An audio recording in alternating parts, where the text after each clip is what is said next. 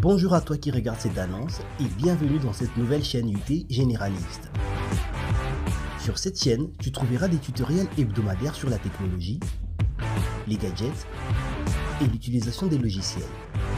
Nous espérons t'aider à développer tes capacités, ta connaissance et à maîtriser différents outils de manière autonome. N'hésite surtout pas à nous écrire et à nous dire quel genre de vidéo tu veux. La vie est un apprentissage. Je suis jaloux mais je fais le mec. Mon frère ça me prend la tête. La baby.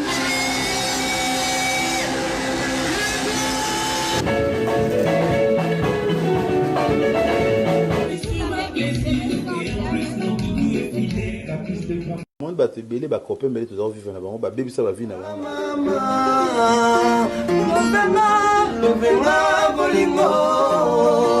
Si tu fais de la vie une course, tu vas tomber dans la rivalité, dans la compétition et dans la jalousie.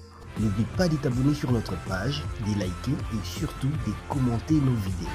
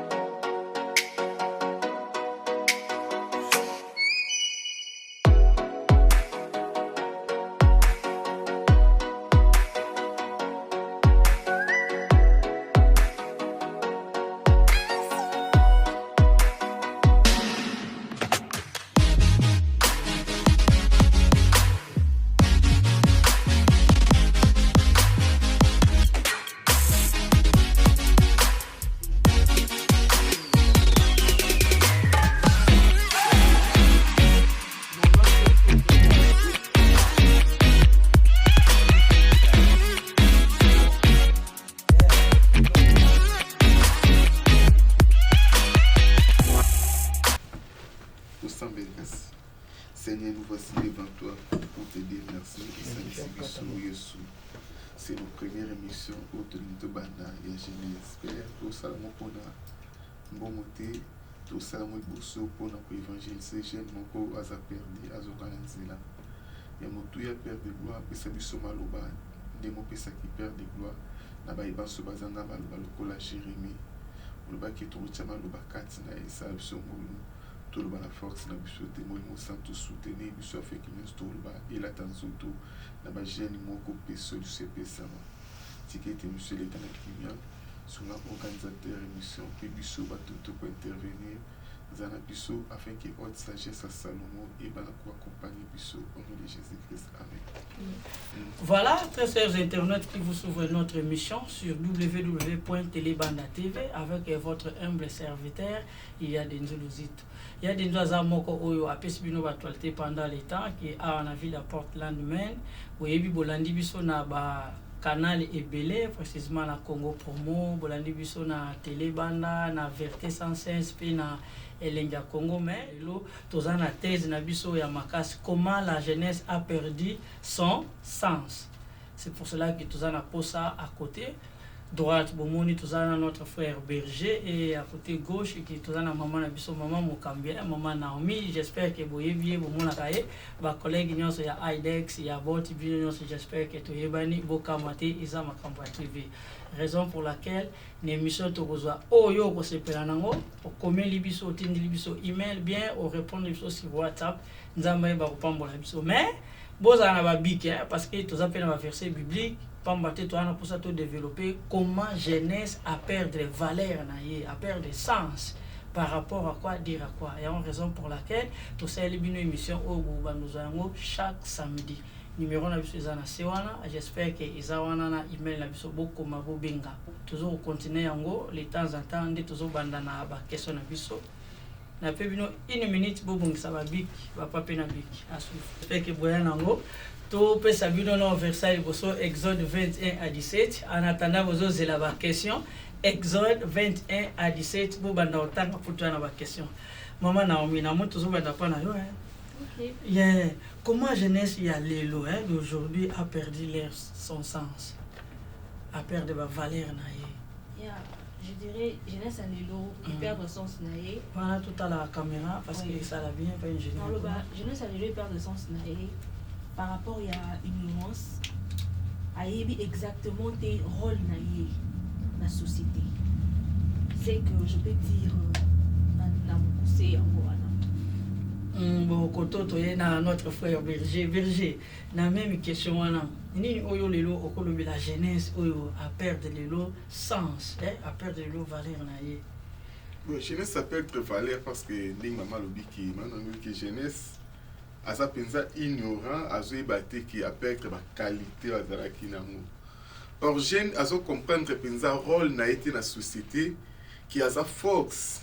Donc c'est-à-dire place jeune azali toujours monde a liboso évolution. Prévenez to comprendre Jésus tant où Jésus a azala ki na bato ebele balanda ki ba komi quelque part moulile kotaki na Jean chapitre 6.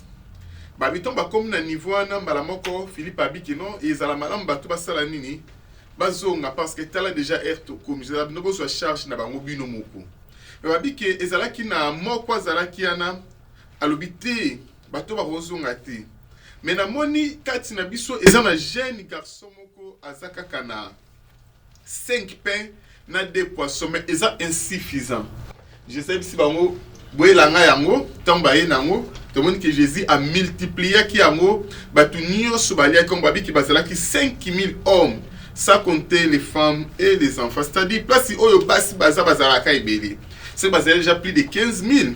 Donc tu dois comprendre que jeune apporter solution et place bat bazali. Or jeune a de l'osaka comprendre rôle na ye na société à apporter solution au lieu que to la laka. Pour jeune ça quand tu la politique, tu ressenti que jeune a contribué parce que partout jeune a les kaka, faut tout monde a évolution. Mais pour nous les lots to perdre sens na biso parce que partout tozo kota tozo bebisaka. Oui, je ne sais pas comprendre kazana mabe, je ne sais pas comprendre traiter kazana mabe parce que ça ignorant. Oui, parce que si je ne sais pas comprendre kazana mabe directement tout le monde la jeunesse a changer façonner à se comporter à vivre disons peut te ressentir monde et que na évolution par rapport au biso tozo zela na ba évolution mususuté. Évolution sur le plan tout le monde a jeune a osala renouveler jeune a osala makambu oyo oya malamu même comportement ya ba jeune a changer même habillement ba jeune a changer donc ça dit ceux qui jeune a comprendre ma benaye jeune a changer makambu belé na monde oyo tozo koka ko changer telelo maman Naomi argument na par rapport à la question na que jeune azo comprendre sens na bien azo comprendre.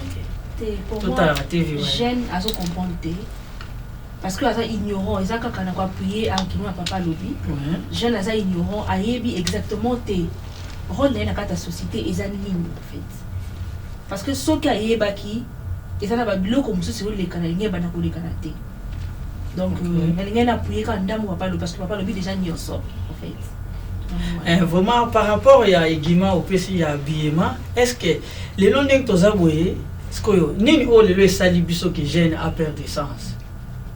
Bon, et le sel que jeune a perdu sens et sens nae manome misi point moko suka abiki ezali ignorance. Donc c'est-à-dire jeune a perdu sens nae pour asa ignorant aso comprendre te nanié azali.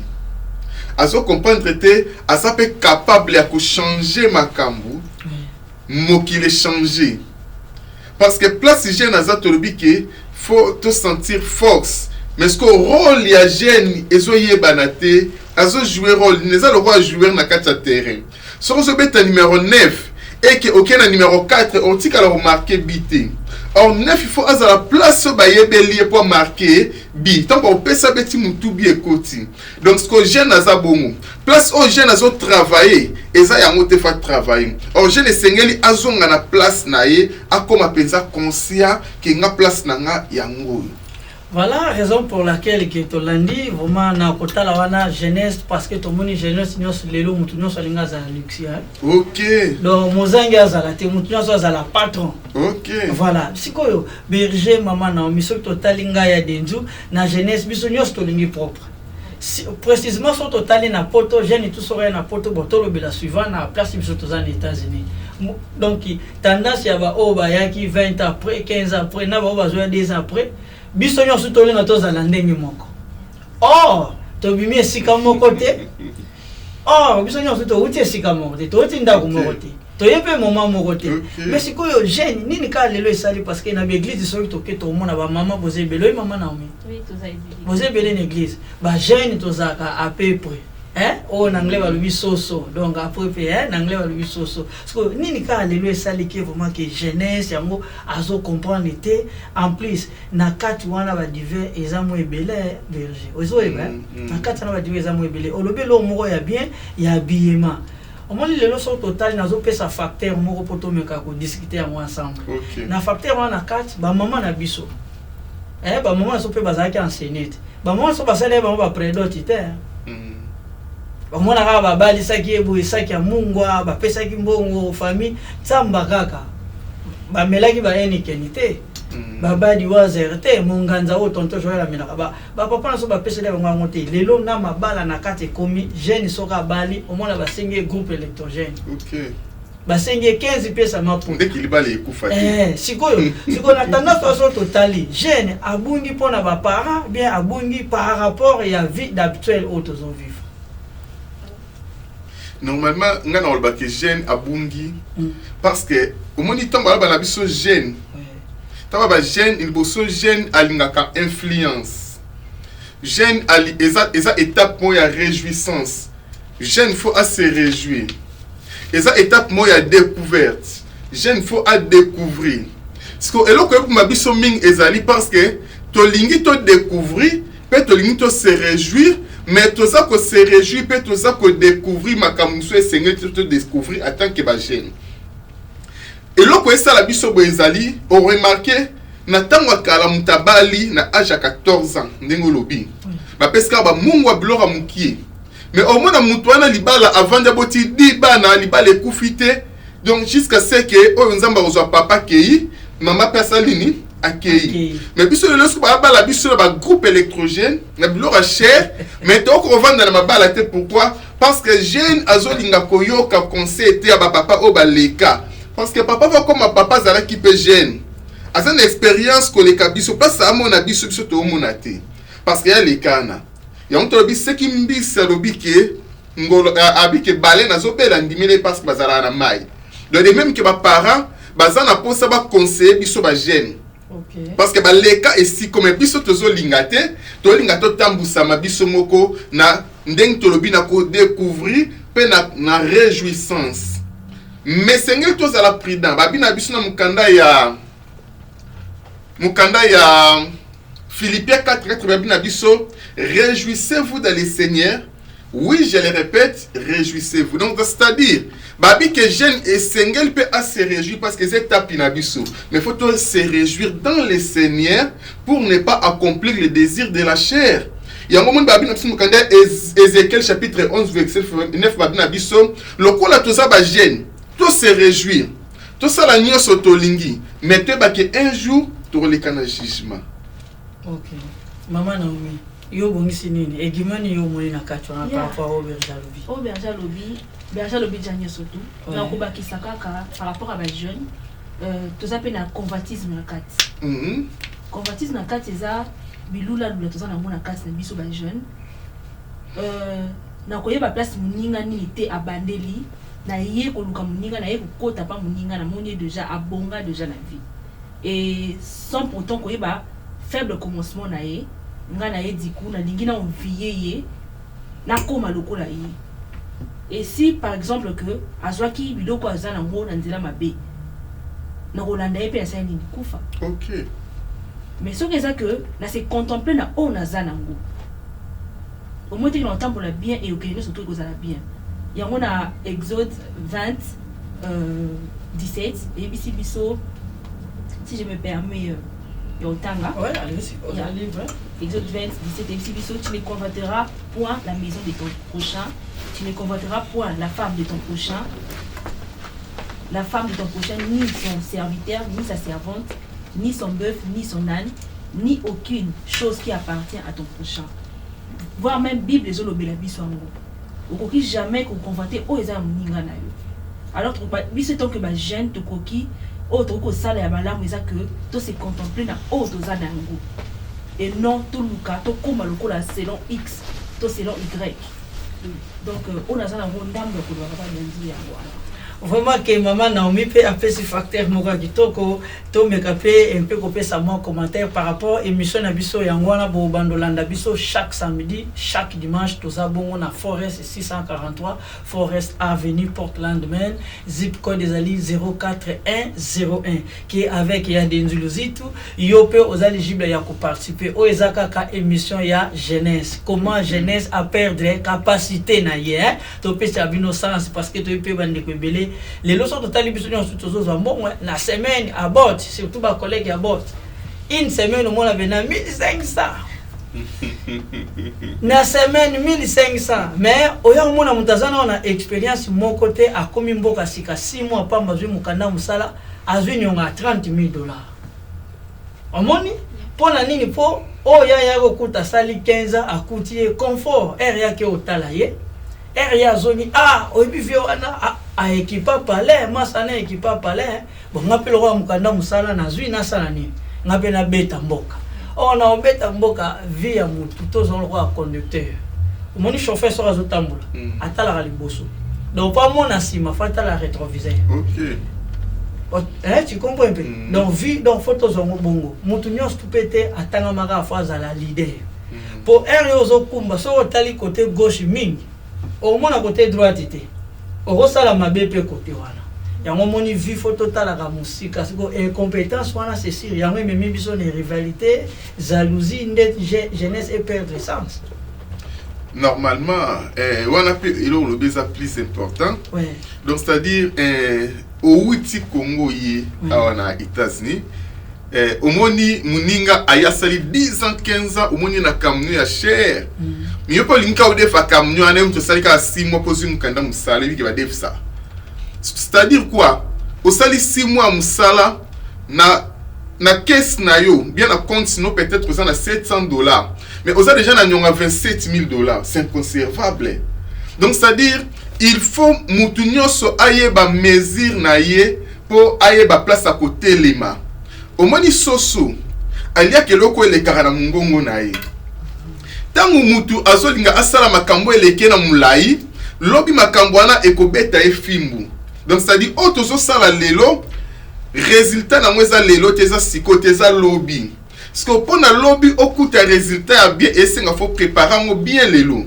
donc c'est à dire ko ekipenda ko eza mabete mais le plus important tolongo la comparaison surtout biso ba jeune parce que comparaison est à raison te que te na zot biloko pona se comparer na mutu c'est pas une raison donc c'est à dire quand on dit comparaison et ça là que mutu akota banyongo eleke na mutu abebisa même vie na ye prévenez je connais un pasteur abensi muninga na église muninga ya mon église za kitoko ba instrument ya bien mamno so bien tuni papa na mon église za bien secret mes amis ni habiter secret nanga ezaka Jésus. Alors aïe ça qui a solo secret à Jésus. Mais tant qui a bêti li solo même ninga na mon église neza bien bato na ba simba ba kiss nzoka muta simba na été. Ya solo ba simba eza na mutu facile c'est toi qui kana simanda ko père moi zana o la ta singate lo te mais aïe sura que non a sokolo ba tant o sokolo ba o mona ki un mois donc o mona ba ye ba partenaire ba tongi l'église ba tchelo ba instrument. Il pas qui a côté à sali bisala salam papa na pasteur ana liboma lelo azana sama belé pourquoi à cause ya comparaison vitesse ya vie donc c'est à dire azo ki makoleka souffle nae akomi liboso katani pardon limbisa ngai ezana mutuma kanisa razalaka mbangu makasi tanga zo landa mbolo zo kima papa mbata arabwe ba ko ya kufi pourquoi parce que babi kazalaka mbangu abloka na zalaka mbangu fona sala mbangu fona kanga mbolo ko pour mona kina za mbangu de tanga zo landa souffle leki azo foxer kaka zo foxer mbolo ka kenda tika la okufa donc ça dit faut tous à la prudence merci voilà maman Naomi oui nalinga na zalaka la place papa Louis pour la comparaison exactement jeunesse na biso toza plus na comparaison tozoye baté que nani ou a wuti wapi au place wuti exemple na botami na famille mo pauvre ba parents na nga bazana capacité wana ki ya otangisa nga na ba école ba cher mais na kutena muninga moko ba parents na bazana capacité ya otangisa na école cher mais en même temps nazana yé nazo bukana koma lokola yé mais mes parents n'ont pas capacité wana bazate. Ce qui fait que au moins amitié ma bé monsieur kotaka, OK simbela muninga wana kisi. En oubliant que yé ba parents na yé bazana moyen. Mais nga na zana ngote. Alors que si na kena vie na nga malembe na okoma bongo sans que na forcer l'eau de l'eau. Voilà. Donc la vie na nga normal et na kobanga nzambe na kati. Mais jeunesse na biso lelo ezama parce que tous en la vie appréciée o azolinga leka o azolinga aleka mususu. Donc ils a vraiment pas si mingi pour la jeunesse à lelo. Yango na koloba. Mais lelo jeunesse est-ce que jeunesse azote ya mapen église pour jeunesse ameka ko comprendre azonga. Bon eloko yebo masusu jeunesse à lelo ça enseignement. Donc manque d'enseignement. Non, à part manque d'enseignement, ils ont sous enseignement. Parce que ils ont malamu na musala nzambe nyoso tangu ozo diriger église yebape nani oro chapo akamba ba jeune. Voilà total la caméra. Au moins la président ba jeune yemo akobo linga sous ba jeune. Au moins les boma presque jeunesse na biso. Or ba tieyo président ya jeunesse pour encadrer ba jeune bazana kati ya département na yo. Ce qui jeune a commis enseigner même l'église bangonde ba opé sa lumière libanda na jeunesse otozo mona eza perdu eza na sensité nde esala ke to benda baningo babungi to sangana po to sala force parce que le jeunesse eza force to sala force to relever ba pente belé o eza kokuya c'est ça o ezali objectif na biso surtout église eza penza na musala ya makasa kusala pona ba jeune parce que ce que l'église est telemi ba jeune église ba telemi baza na capacité ya ko prier nzambe asima même mitema baninga na biso ba jeune pour baza la transformer baza la renouveler pe lokola biso pour to ça la force ya monde c'est ça. Voilà maman Naomi egima na bino basi parce que bino basi pe na hibike bozozo ba point belé bozozo masolo belé yango pezo ça la jeunesse pe bunga. Oui, jeunesse c'est ça ko bunga dans l'église parce que dans l'église toujours qu'il enseignement correct fait toujours vraiment té. Pourquoi? Parce que trop qu'il dans l'église et ça ma sœur me soso l'église parce que na moni sœur qui ngani ala takabou. Yango na Hollande la sœur ya église parce que sœur la église ba la takai soit na commune église wana na yoka professeur makeno église to bala.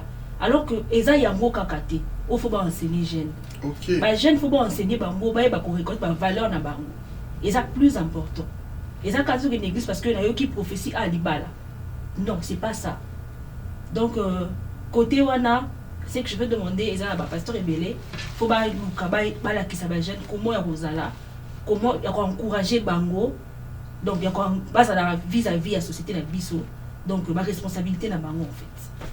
Mais les lots total na katwana ba point où toujours le bela vraiment est très important. Les lots total en église jeunesse peut bazo PC charge sans enseignement, c'est pour cela peut toujours donc jeunesse azo bunga peso total au tout autour pas manque d'éducation mais en environ na ba place où toujours sangana surtout en église. Ozo mona na société jeune oyo azwaki musala liboso soki muninga wana era omona muninga do yepe face à l'effort comme plus que o ya kuti l'église donc au kuti jeune mo bati berger ba pesi diacre mais au moins rapport ça va pesi rapport ça pire petit mais enseignement a joie quitter a rebongisa bien au bébisa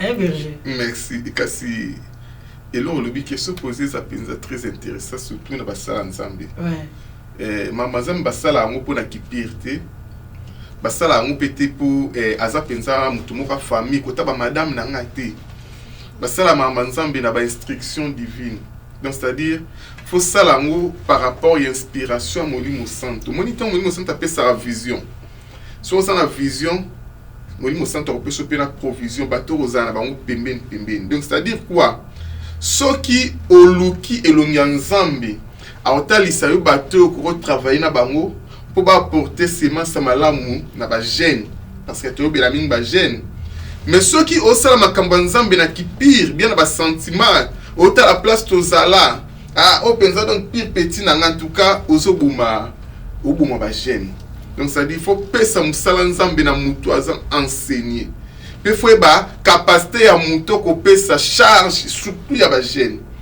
parce que encadrer ba jeune et ça passe et comment ça le département liboso ya passe na ba département sur l'église après la musique tous les deux départements il y a des départements très difficiles pour mutu encadrer yango faut azala mutu oyo aza penza na eloko nzambe donc on peut ça n'importe qui parce que si on détruit ba jeune on détruit déjà ba génération ezolanda na sima yango moni ba génération déjà ya biso c'est déjà kobe ba na bano bazwa na sima nyonso eza kao.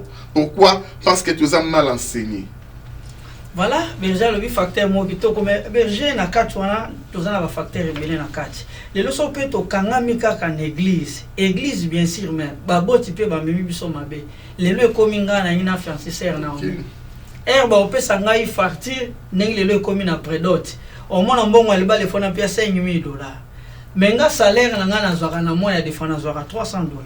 Parce que pour nous $5,000 wana pona kokisa makambo libala malgré libala za préparation. Bon sengo babiloko ebele donc ba boti pe lisusu bazo oboma jeunesse à part ba pasteur parce que le loso totali ba papa na biso. Ba bala kitendenge le loso tozo bala. Oyebi moko maintenant ba pasteur ba oboma penza jeunesse te poko to. Non, na kati wana ba pasteur ba oboma jeunesse te ba pasteur o baza inconscient. Ouais. Comprendre jeunesse mais il y a des pasteurs au bazar pour instruire jeunesse le jeunesse c'était l'ennemi parce que et là que zo bomezanini peut-être 80% ça kobeba mais 20% là bazar enseigner ba télémi parce que 20% ba télémi on essaie nga faut to make un peu ko sensibiliser sur les autres to benda ka moko jusqu'à ce qu'ils aient reçu la grâce comme ça jeunesse ya lelo et salanini et télémi. Merci. Voilà que va serviteur de dynamique va servante na va serviteur bino nyonso na pie bino bambote je vous aime que ndenge bolandaka ya denzu na tous les tendances et ça bien émission ezaka ya jeunesse ezaka pour la maman na omite na berger mais suivant vos hommes na biso chaque semaine na banda kuna bino bo s'abonner massivement na www.telebanda.tv numéro ezawana na ba question bo tindelaka ya denzu yo personne na pour ça ya ko participer benga ya denzu avant samedi parce que émission oyo elekaka chaque samedi c'est pour cela raison pour laquelle que bomoni plateau kitoko oyo na berger na maman na biso na mi poto meka MP ko développer moment ya jeunesse au moins lelo tozaka ko lobana na baboti lelo na part na ngai na bali na lingi na kende robala tozui noko na biso peut-être azadi ana 67 ans d'âge bien 65 ans nana simba $7,000 te siko ngala ke pa ya noko na ke na pesi $7,000 pour na makambo libala nanga siko na mutema noko na o ngana ngina sala na yebi mutema nete neto loba biso mona lingala ke mutema eza sandoko noko à cause en opé d'une manière négative ou positive je ne sais pas mais eza siko nzelo ngana lingina leka pour noko simba $7,000 wana te asimba ngote siko soyi noko akongo pia omoni mwasi wana yo lingo bala banini bwe ekoki pe oya osala nga pe na bunga nzela mbongo wana pe ememi nga na kindumba na kepe boye pamba te noko azomona mbongo wana eleki ebele ekende ka mpona mwasi po bango balekaki na $7,000 wana te omoni donc lelo so totali jeunesse aza perdu na catégorie ebele donc ezosenga nde biso moko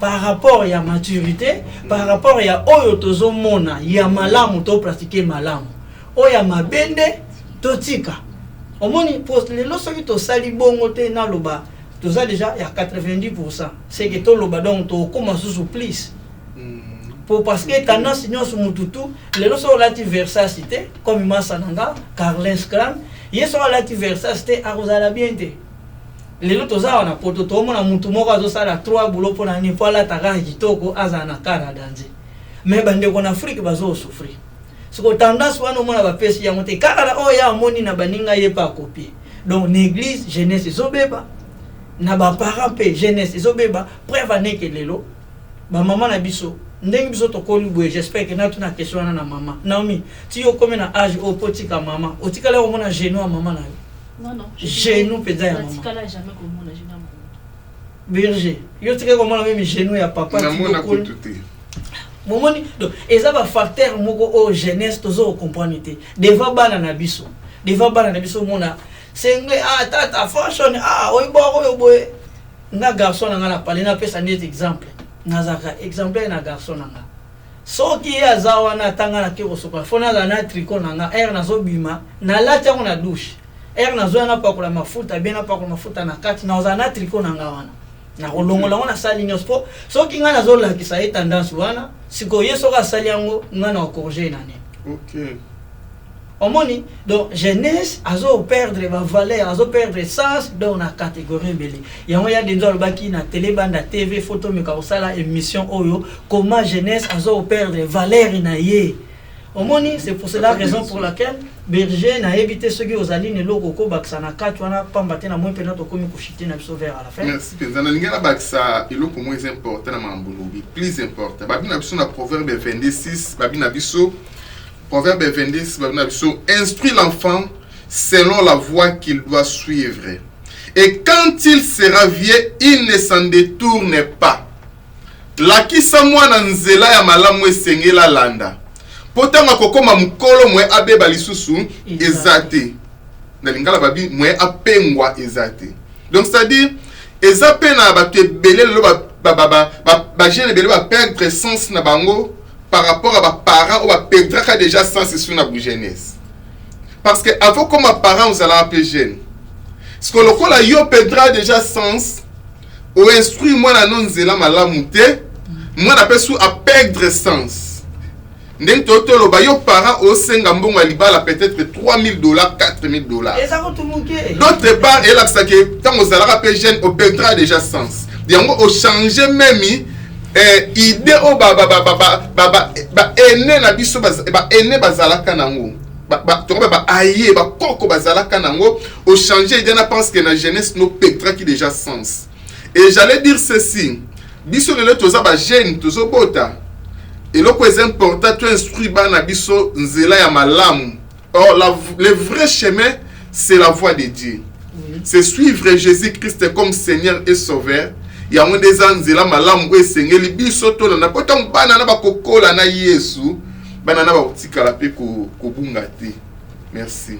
Vraiment siko yo mama Naomi nini lelo salike ba prédote et mata parce que il y a un ndenge zaboy et futaka nango importé donc tout le monde d'une manière générale prédote ezaka bwendenge obotami boye ndeti biso pe tozo botate ndenge ba parents na biso pe ba botaki biso bango ba balisi biso pe to kobalisa. Mais ce qu'on dit au lelo ezo sala sikoyo ka tendance yé que va prédote lelo et mata parce que ma famille nyos eza la famille monte lelo moi na balaki te oui bokende boye bango basala ki ndenge ni bango za ba copie biso to senga ki 12,000 méthodiques taki eza 8,000 si tout ça ba bi ke ya des droits aux États-Unis bien berger aux États-Unis bango ya senga 8,000. Si on dit nous salika qui question maman na biso ni nous salika lelo ba prédote et mata et comme na ba niveau parce que jeunesse ne mtezo bala pour les autres total ba via ba 55 ba zo bala soudain ya ba 70 ba zo bala te donc tout ça ka de 40 to kitinde penal lelo so to lelo na 10 mariage na moi ata en Afrique ata en Europe c'est la jeunesse. OK. Na éviter si soki nazolo balukuta télé TV ezali botala siko nini oyo esali lelo que jeunesse ba parents na biso ba matsa ba prédote wana parce que to lo la jeunesse nini esali ke matsa mo berger maman Naomi oyo azana facteur akoye kopesa parce que ba téléspectateurs ba vandi kolanda ya denzo par rapport à très belle émission et à très belle sens au tozolo bela. En fait pour moi ezana ba famille mususu to koloba ba parents mususu na kozanga na kati ceux qui n'ont pas exagéré, parce que dot, c'est juste symbole. Exact que, parce que nous sommes à dot, $500, $600, ils ont ébélé. Parce que c'est comme au-delà de $700, comme déjà moi. Et alors, jeunesse à l'élo, ils ont bébé, au moins, la PC dot, exemple, $700 ou et quelques. Moi, on a comme la libala kuna, vu que préparer qui peut moi la pété, libala essaie de couper. Et ça, deux fois, tous on n'a même pas seulement église, mais nos parents la mise au paix. Tous on a préparé. Donc, et l'autre aussi, nos parents, c'est que mes parents ne sont pas préparés banana bango avant ya kubala. Parce que tous on a mis une génération au, et ça a robé parce que tous on a préparé tes bases, donc place tous on outa, tous on a bien préparé tes. Donc, il y a un peu de bandam, les petits auberges dans le berger, au copier ce facteur. Normalement, pour Nangaï, c'est la monique qui ma balle est belé, les lots, ba facture comme 4,000, 8,000. Ezali manque à maîtrise, ya mbongo.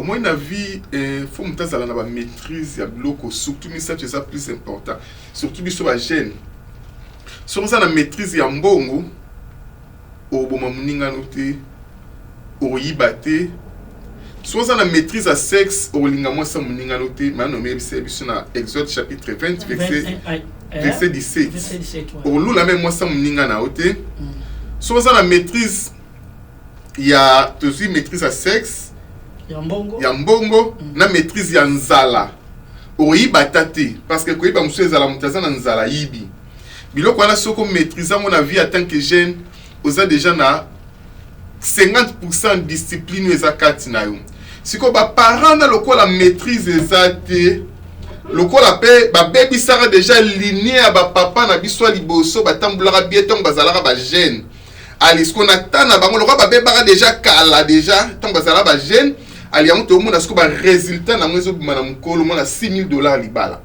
$4,000 donc c'est à dire maîtrise à bloc wana ezata zwango te or yana batu musu na Congo asomba lupangu kala lupangu atonganda kwa mukie alinga balisa mwana 5 penza $500 pona nini aibi libala ezani na so comprendre sens ya libala papa naza na maîtrise naza na mbongo te mais le rôle a na maîtrise bloc wana aza se comporter le roi mutu sabonga c'est ça biso ba jeune sengeli to se comporter le polobi na biso ezala sonité parce que ça m'a soni o ba para ba so sala lelo et là ça que ba beba rapé déjà le col biso ning to baby lelo mais ils a trop tard te pona bango pour ba meke un peu ko changer parce que le nyonso et senga fo mutu azwa conscience. Voilà, qui est un moment pendant que je t'ai vers la fin. Tous dans le deuxième épisode, il y a émission Abisso. Donc, Oezali Bongo, première édition. Donc, édition auto, j'espère que Ekeku Farate, tout ça, Kawana. Donc, Tinati. Donc, Tinati. Donc, Tinati. Il y a un moment dans générique. Dans générique, il y a Abisso, Nengozo, Kandemo, Oyo, Nakokisama Kambunyo, Sonekulu, Sonatina, donc, Zembo, Wana, était Abisso. Par rapport à l'émission, par rapport à la test. Et sa première édition.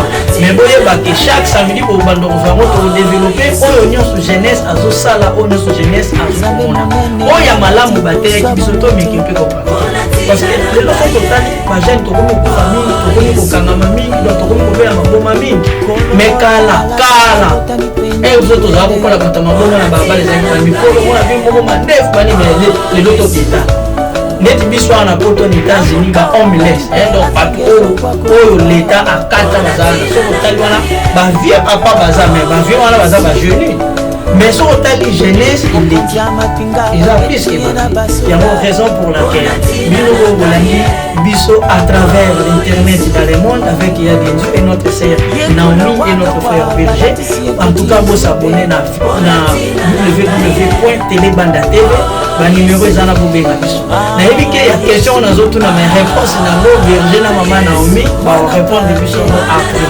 est-ce que lelo oyo soko bali lelo est-ce que libala pe ba komi ko sala prédote na $600 lelo jeunesse akomi ko sala prédote na $600 question oyo eza question ya suka yo des jours aso yo tango meka ko pesa biso ba facteur j'espère que tokutani à la prochaine édition merci.